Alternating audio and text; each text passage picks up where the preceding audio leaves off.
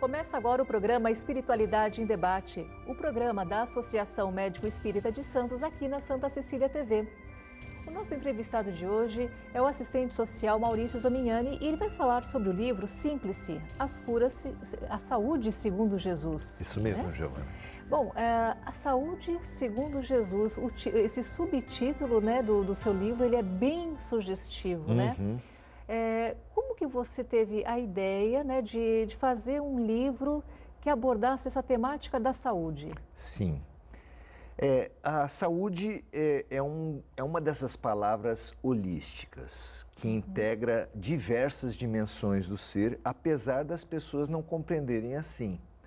Se fizer uma pesquisa para as pessoas o que elas compreendem como saúde, onde elas buscam saúde, elas vão, provavelmente a maioria, remeter a uma saúde física, no máximo a uma saúde mental. Mas é muito interessante que o órgão máximo da saúde no mundo, que é a Organização Mundial da Saúde, ligada às Nações Unidas, fala que saúde é o completo bem-estar biopsicossocial e espiritual. Então as pessoas buscam uma saúde física quando a saúde de verdade ela é pelo menos quadridimensional. E a gente não tem um profissional, a gente não tem um serviço que consiga oferecer essa saúde integral que a própria Organização Mundial da Saúde propõe. Maravilha. E aí, você, no seu trabalho, né, de assistente social, então você deve ter visto algumas diferenças nas qualidades da saúde das pessoas. Nos nossos estudos espirituais e no nosso trabalho como assistente social, a gente percebe que muitas vezes as pessoas estão assintomáticas, estão sem nenhum sintoma de um problema orgânico, nem mesmo detectável um problema de saúde mental, mas elas têm, por exemplo, um problema de doença social e espiritual. A doença social ela é praticamente desconhecida. Se uma pessoa tiver assintomática, tanto no campo físico quanto no campo mental, mas estiver com as suas relações muito complicadas, como, por exemplo, no fórum a gente vê as pessoas numa situação de conflito, que deixa de lado o seu próprio filho, por exemplo, numa disputa de guarda, para acusar o outro, para querer vencer o outro, como se essa vitória que coloque em risco o seu próprio filho significasse uma vitória real. Que vitória é essa que coloca em vulnerabilidade o seu próprio filho? Né? Então, a saúde é, sem dúvida, muito mais do que o senso comum pressupõe como saúde e mais até do que os serviços e profissionais de saúde oferecem hoje. A gente compara assim, se você tem um terreno quadrado e fizer muros altos em 3 lados, mas deixar o quarto lado absolutamente descoberto, você não vai ter segurança. E também você não vai ter saúde se você tiver, por exemplo, saúde nos aspectos físico, mental e social, mas não no sentido espiritual. Né? A saúde ou é integral ou não é saúde.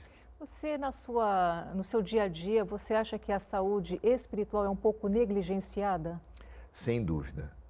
Eu acho que das 4 dimensões, a saúde social e a saúde espiritual são negligenciadas. A gente não se concebe como antenas ambulantes que estamos o tempo todo captando, a depender da sintonia. Né? Então, por não se perceber assim, a inconsciência faz com que nós sejamos influenciados sem perceber. Como também nas relações entre os homens, entre as pessoas encarnadas, entre as pessoas que vivem normalmente na vida, se você não percebe que há diferentes processos de influenciação do comportamento, como por exemplo a publicidade, se você desmerece a importância da publicidade, você tende a ser manipulado e ter sede de um certo refrigerante, fome de um certo sanduíche, porque aquilo foi programado na sua cabeça. Na sua inconsciência, você se torna um objeto das influências na vida social, na vida política, né? E se isso existe entre o visível, vai existir ainda mais do visível para com o invisível. Né? Desde que a gente não tenha consciência, a tendência é que a gente seja influenciado, não perceba e tenha uma vida inconsciente. Certo. E aí a gente, com tudo isso, né, com toda essa exposição da vida moderna, que a gente tem a influência, que a gente sofre influências, a gente está num ambiente que favorece isso, aí a gente se remete ao subtítulo do seu livro, Jesus. Isso. Né? Porque, na verdade, se não existe um serviço, se raríssimos são os profissionais de saúde que englobarem as 4 dimensões do ser, quem é que vai fazer essa integração das diferentes informações de promoção de saúde? Você recebe uma orientação no seu centro religioso, você recebe uma orientação no seu médico, no seu psicólogo, no trabalhador das relações sociais. E quem integra tudo isso na promoção da saúde integral? Na minha opinião, somos nós mesmos que temos que fazer essa síntese e essa promoção da saúde integral. Mas baseado no quê? Qual é o conhecimento que integra tantas dimensões do ser? Nós encontramos isso no Evangelho, e particularmente no Evangelho de Lucas, que é o único dos evangelistas que é médico. Certo.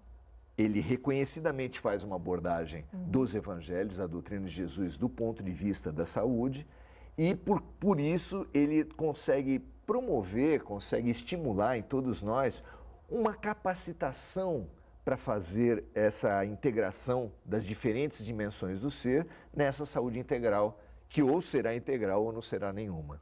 Então, bom, você falou que você trabalha no fórum, né? Isso. Você vê uma série de situações, uma série de conflitos familiares, conflitos às vezes pessoais, coisas que são inerentes ao fórum, brigas, separações. Sim. Você consegue, nesse aspecto, nesse ambiente, falar um pouco sobre a importância espiritual para as pessoas? Há limitações muito claras, porque num serviço público não cabe nenhuma espécie de citação ou de comentário institucional, religioso institucional. Mas eu gosto muito de uma ideia de Emmanuel, o guia espiritual de Chico Xavier, que fala assim: a humanidade, antes de espiritismo, a humanidade precisa de espiritualidade. Correto. Esse pressuposto eu acho maravilhoso, completamente condizente com o que Kardec falou, que não é fora do espiritismo que não há salvação, mas é fora da caridade, da fraternidade, do amor que não há salvação. Então, desse ponto de vista, eu faço sim uma abordagem espiritual, estimulando as pessoas a reverem o quanto o sentimento mal resolvido adoece. Né? A pessoa pensa que está definindo uma estratégia de ataque ao outro, mas ataca a si mesmo. Aquela frase maravilhosa de Shakespeare que fala que a vingança é um veneno que a gente toma e que espera que o outro morra. Né? As pessoas pensam estar tendo uma estratégia de ataque ao outro, mas na verdade elas mesmas estão se envenenando. Certo. Então a percepção disso, eu acho que é um dever de todo aquele que tem essa função, que tem uma função de outsider, de poder olhar os problemas de um ponto de vista externo, não envolvido emocionalmente, ajudar as pessoas a perceberem, a saírem dessa inconsciência, dessa guerra que parece ser a vida, onde o mais importante é o vencer o outro a qualquer custo. E é claro que isso adoece a outra pessoa, mas adoece principalmente a si mesmo e adoece quem tiver à sua volta, como seus filhos, como seus parentes, né? O adoecimento ele é sistêmico dentro da gente e nas nossas relações também. Então, você fez um ponto muito interessante, né, sobre as relações. Hoje, essas relações não estão muito volúveis, estão muito, parece que etéreas. Superficiais. Exatamente. Né? Qual seria o caminho da volta para ter relacionamentos mais sólidos, Sim. um amor mais explícito? Eu vejo dois caminhos, Giovana. Eu acho que, em primeiro lugar, nós temos a tendência de externalizar os problemas. Jean-Paul Sartre propõe, ironicamente, que o inferno são os outros. Então, todo mundo que tem um problema gosta de atribuir a responsabilidade aos outros. Num casamento, a responsabilidade é sempre do outro cônjuge. Entre dois irmãos, a responsabilidade é sempre do outro, Os pobres acham que são os ricos, os corintianos acham que são os santistas, os vizinhos, um aponta para o outro, e ninguém assume a sua responsabilidade. A gente se coloca assim numa posição extremamente adoecida, porque sobre o outro você não tem influência, ninguém pode mudar o outro. A gente só pode mudar a si mesmo. Então, o primeiro caminho fundamental é a interiorização, é assumir a sua própria responsabilidade. É uma proposição de Mahatma Gandhi que fala, faça em você a mudança que você propõe para o outro.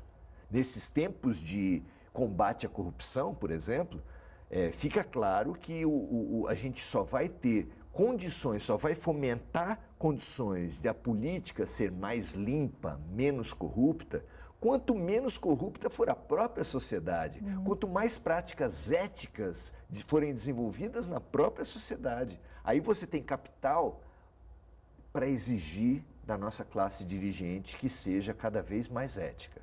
Esse é um primeiro campo fundamental, sair dessa exteriorização dos problemas que nos imobiliza porque nós não temos controle sobre o comportamento do outro, para uma interiorização que nos potencializa, porque esse é o território que só você manda, no seu pensamento, nas suas emoções só você manda.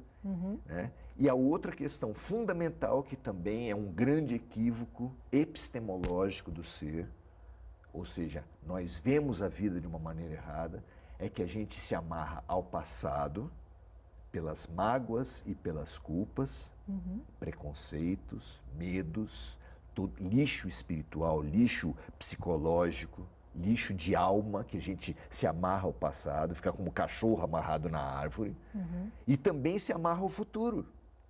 Por mais incrível que seja, nós gostamos de nos amarrar ao futuro, por dois instrumentos principais: o controle do futuro, o planejamento do futuro, a preparação, né? E a ansiedade, que é um mal praticamente universal.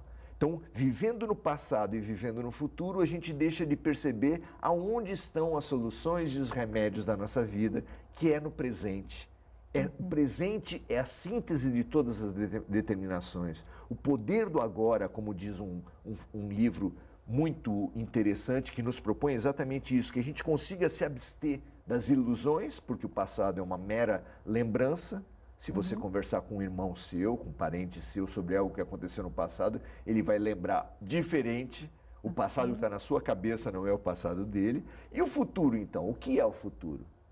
O futuro é uma criação mental. Certo. A única realidade da vida está no presente. E a gente, amarrado no passado e amarrado no futuro, deixa passar as grandes, as maravilhosas oportunidades do presente. Hoje é muito comum que você converse com pessoas que estão conversando com você e mexendo no celular ao mesmo tempo. Exato. Até para falar sobre essa influência da tecnologia no nosso próprio adoecimento, nós vamos deixar para o nosso próximo bloco. Perfeito. Voltamos já já.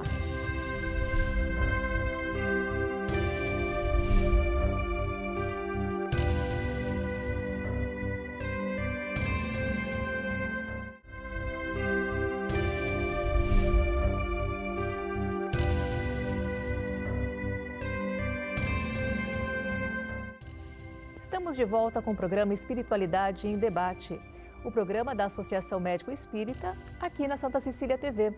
Para saber mais informações sobre a Associação Médico Espírita de Santos, entre em nosso site www.amesantos.net.br ou também através de nossa página no Facebook, que é Ame-Santos. Lá você saberá não só os cursos, mas também as palestras que os membros da Ame Santos realizam, não só em Santos, mas em toda a Baixada Santista.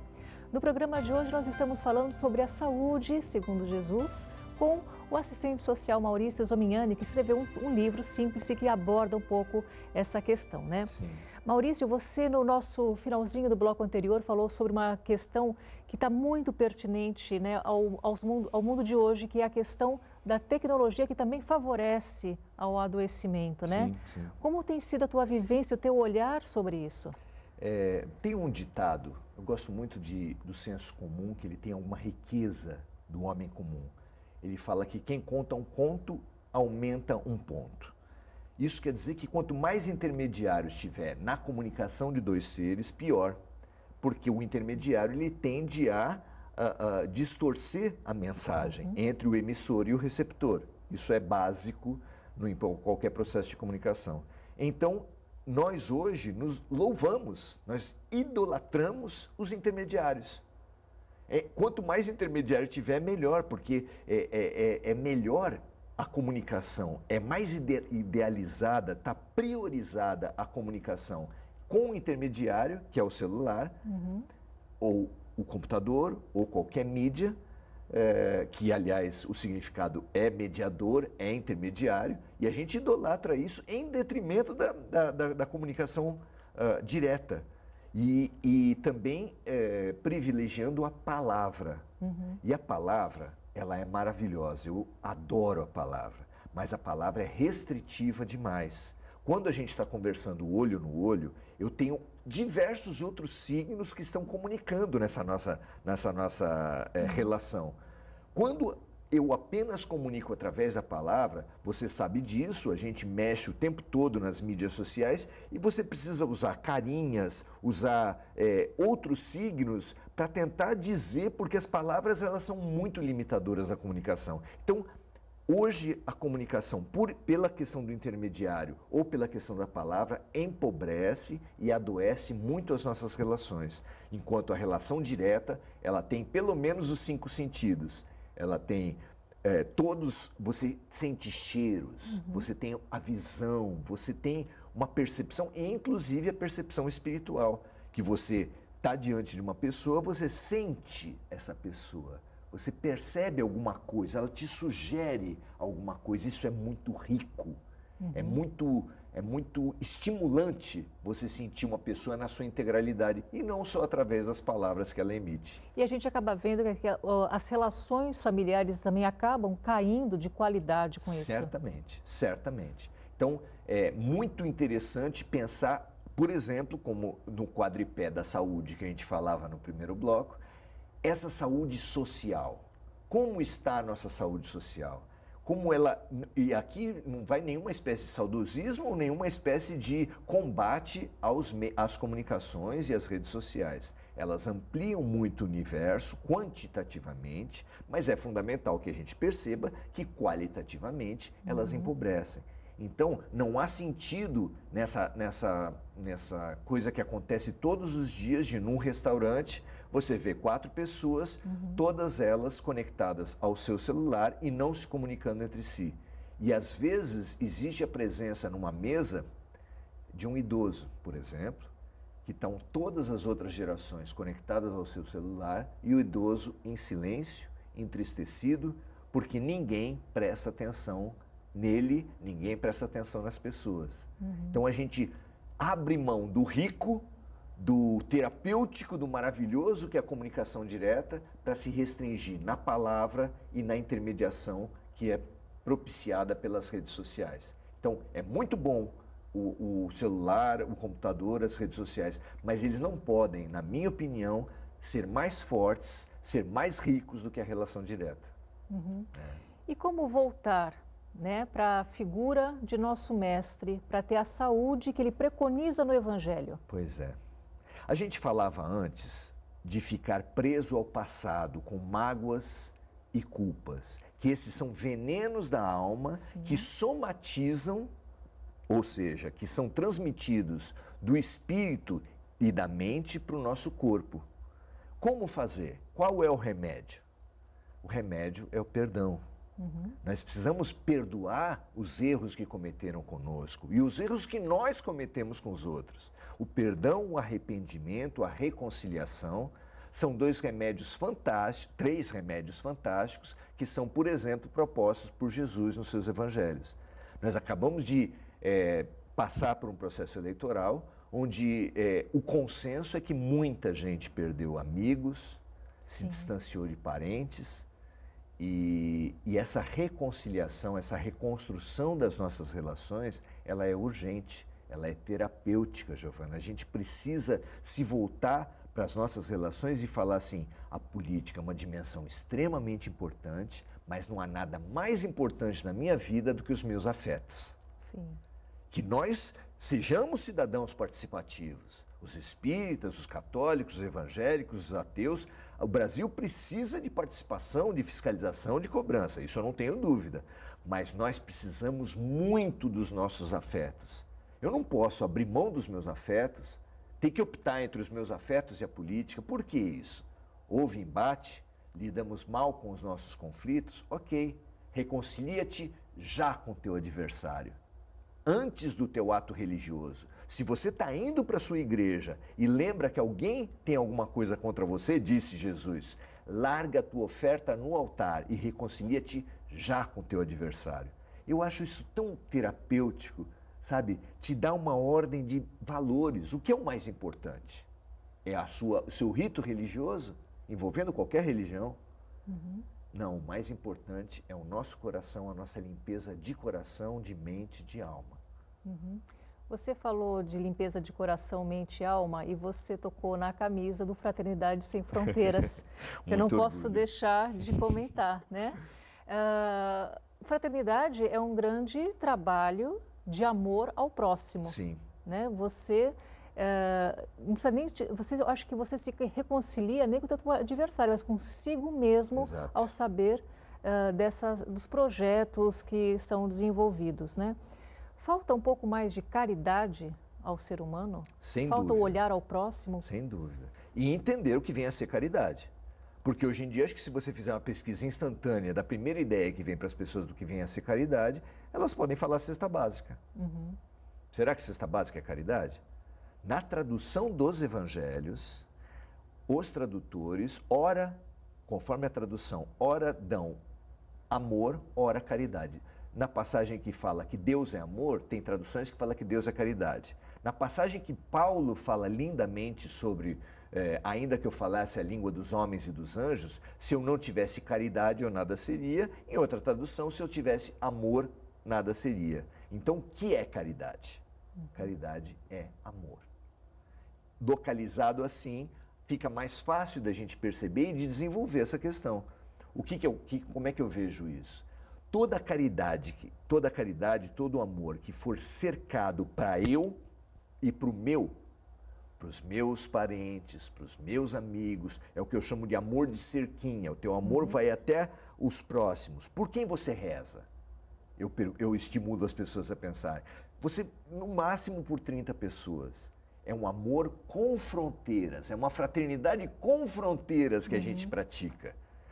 O que quer dizer isso? Esse é um adoecimento. Amor, vida é movimento, vida é fluxo emocional, fluxo de pensamento, fluxo de vida mesmo. Quando você cerceia, quando você impõe fronteiras para o seu amor, você está adoecendo. O Brasil, segundo o livro Brasil, Coração do Mundo, Pátria do Evangelho, tem 2 karmas coletivos, 2 pesos coletivos. O primeiro com a Guerra do Paraguai, onde o Brasil se juntou com a Argentina e com o Uruguai para massacrar o Paraguai. É um peso muito grande, é uma dívida muito grande que nós temos com relação ao nosso irmão vizinho. Mas nós também temos uma dívida muito grande com a África. E essa dívida com a África se dá, obviamente, pela participação que o Brasil teve frente à escravatura. Eu acredito, sinceramente, que a Fraternidade Sem Fronteiras está sendo um enorme passo de resgate à nossa dívida com relação à África. Nos seus 30 centros de acolhimento às crianças, aos órfãos da AIDS em Moçambique e Angola, você tem 5.000 crianças sendo acolhidas, além de idosos, além de jovens. A Fraternidade Sem Fronteiras comemorou alguns meses atrás a primeira jovem acolhida pela Fraternidade que entrou na faculdade. É muito lindo isso, a gente está se aproximando, se reconciliando, não com o nosso adversário, mas conosco mesmo, com a alma do brasileiro, porque erramos gravemente ao reproduzir nas nossas terras a escravidão dos negros e podemos ressarcir, podemos nos reconciliar com a nossa consciência e com os nossos irmãos da África. Maravilha. E essa reconciliação, essa prática da caridade, eu acho que é a maior cura da própria alma. Sim, sim. Jesus fala, nem todo aquele que disser Senhor, Senhor entrará no reino dos céus, mas sim aquele que fizer a vontade do meu Pai. A reconciliação por palavras, ela é importante, mas ela é extremamente limitada. A reconciliação por atos concretos, segundo Jesus Cristo, é a reconciliação, é a caridade que mais significado, mais força tem. Porque para você fazer, você precisa pensar e sentir. Se você só falar, às vezes o falar não implica em dimensões mais profundas do ser. Então, fazer é uma caridade superior, segundo Jesus Cristo. E eu acredito ação, nisso né? também. A ação. Muitos homens, por exemplo, agressores domésticos, dizem que amam suas mulheres e batem nelas por amor. Muitos pais batem nos seus filhos e dizem com muita convicção que batem nos seus filhos por amor. Muitos terroristas se explodem em nome de Deus. Parece Marisa Monte nos perguntando o que a gente não faz por amor. Exato. Né? Maurício, nós temos 2 minutinhos para o final do programa. Eu gostaria que você deixasse uma mensagem de amor, cura, caridade, algo que toca para tirar, como você colocou no início do nosso programa, tirar essa dor social e espiritual. Sim. Nós falamos aqui no decorrer do programa sobre interiorização e sobre nos limparmos do passado com perdão, com reconciliação, com arrependimento e nos livrarmos do futuro. Jesus fala, cada dia basta o seu dia. Por que estarmos onde a gente não está? Se eu estou com você, eu preciso estar integralmente nesse momento. Não pensando o que vai acontecer depois que eu sair daqui, nem o que aconteceu antes. Porque daí eu não vivo a riqueza que é estar aqui. Que, aliás, é muito gostoso a gente estar aqui conversando com o telespectador, conversando com uma conversa de profundidade, de inteligência. Isso nos cura. Eu adoro Gilberto Gil quando ele fala, o melhor lugar do mundo é aqui e agora. Então você se dedica, você percebe o que está ocorrendo à sua volta. A vida na sua excelência propõe para você os melhores remédios que você pode dar. Então que a gente se livre, se liberte desse eu do passado, desse eu do futuro para isso. Isso é extremamente terapêutico, é a conquista da nossa saúde. E eu convido o nosso telespectador para ir até a Pingo de Luz, ali no Gonzaga, que é onde o nosso livro está oferecido para a sociedade, na Pingo de Luz, com a Dona Lourdes. A gente pode encontrar um lugar, além das nossas palestras, que é no Facebook e no YouTube, com o Maurício Zomignani, como já foi apresentado no programa. Tá certo. Bom, Maurício, eu que agradeço muitíssimo você falar essas palavras que confortam a alma e que trazem, por que não, a cura também para muitas pessoas. Exatamente. Bom, você que está em casa já sabe, nosso programa fica por aqui, mas o programa Espiritualidade em Debate inédito toda quarta-feira às 18 horas. Espero você nesse mesmo horário, semana que vem. Até lá!